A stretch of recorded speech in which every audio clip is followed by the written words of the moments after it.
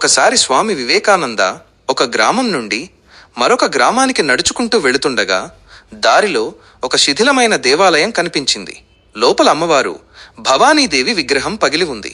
అది చూసి ఆయన చాలా బాధపడి, అమ్మా, నీవు సర్వోన్నత శక్తివి. నిన్ను నమ్మి ప్రజలు ఈ దేవాలయాన్ని నిర్మించారు, కాని నీవు నిన్ను నీవే రక్షించుకోలేకపోయావు. ఇలాగైతే ప్రజలు దేవుడిపై, ధర్మంపై ఎలా విశ్వాసం ఉంచుతారు? దుర్మార్గులను నీవు ఎందుకు శిక్షించలేదు అని ప్రశ్నించాడు.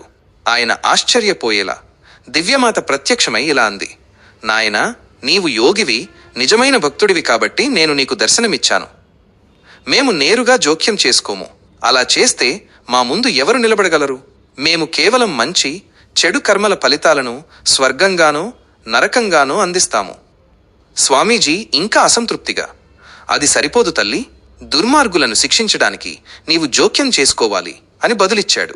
ఆమె మృదువుగా నవ్వి ఇలా అంది, నేను వస్తాను, తప్పకుండా అవతరిస్తాను. నీవు నన్ను పిలిచావు కాబట్టే ఇప్పుడే ప్రత్యక్షమయ్యాను.